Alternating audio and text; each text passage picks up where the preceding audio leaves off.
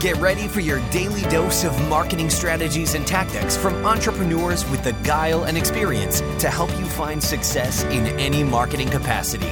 You're listening to Marketing School with your instructors, Neil Patel and Eric Su.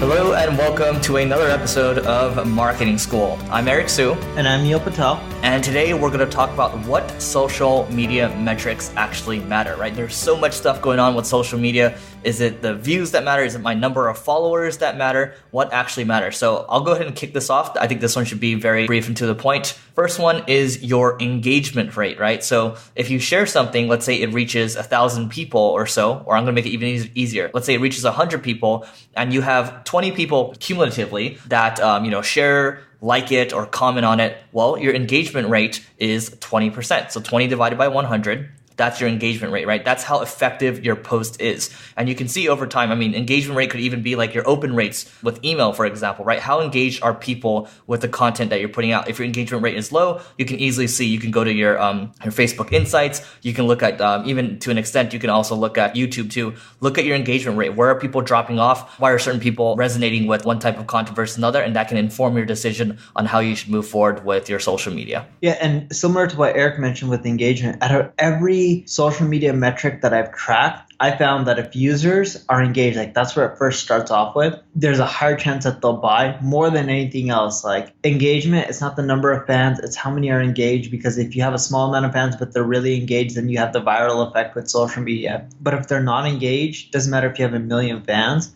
you're not going to generate sales. A good example of this is HubSpot's fan page. Look at it on Facebook. They have one of the worst engagement rates, especially considering they have over 1 million fans. Think they get a lot of traffic from Facebook? Sure, maybe the paid advertising, but organically, no, it has to be slim to none from their own channel. Maybe other people are sharing it and that's driving traffic, but from their own fan page, it's not working out well. So another thing that I like tracking is ROI. Everyone talks about how social media marketing doesn't make you money, like don't look at the ROI. I spend right now on social media marketing over $100,000 a month. And you know what? I make more than $100,000 a month from social media marketing. Why? Because we fine-tune the campaigns for ROI. Just like any other channel like SEO, paid advertising, etc., it can be really profitable. So why not hold that one channel accountable, just like you would with any other marketing channel? I love it. I think those two should be the main one. But one thing that you can look at if you're struggling with the engagement rate portion, if you Google Avinash Kaushik applause rates, I'm going to spell that out.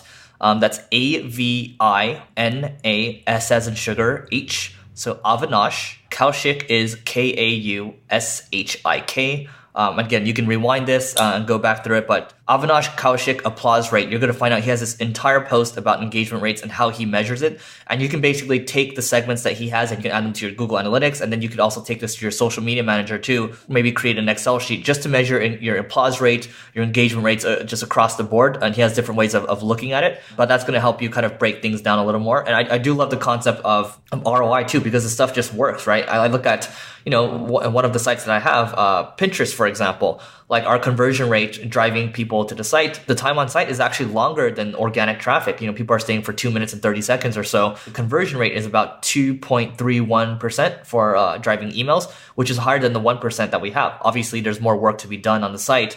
But the fact that people are highly converting from Pinterest just shows that this stuff works. You can try to quantify that stuff later, right? What's the worth of an email, right? What's the worth of a free consultation, right? And then you can try to break down those numbers for you later.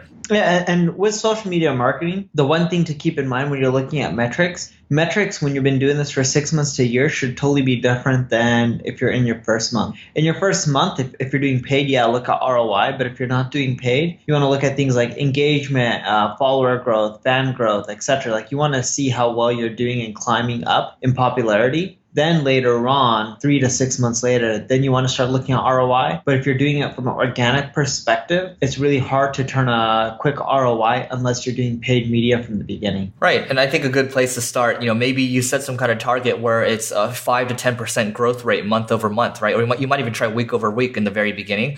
And then obviously in a couple months or so, you're going to have to keep, adjusting these targets. Probably every quarter, you're looking at the targets and figuring if you need to readjust if you're starting out. Because in some cases, or I shouldn't say in some cases, in all cases, when you reach a certain point, you're not going to be able to maintain those growth rates anymore. But having a rate to be accountable to is a good measuring stick. So Neil, anything else to add before we hop off? That's pretty much it on my end, right? We got the main two metrics. I know this is a really short episode, but don't drown yourself with worrying about social media tracking and all these different types of unique metrics. Just look at engagement and ROI. All right, that's it for today's episode. We'll see you tomorrow. This session of Marketing School has come to a close. Be sure to subscribe for more daily marketing strategies and tactics to help you find the success you've always dreamed of. And don't forget to rate and review so we can continue to bring you the best daily content possible. We'll see you in class tomorrow, right here on Marketing School.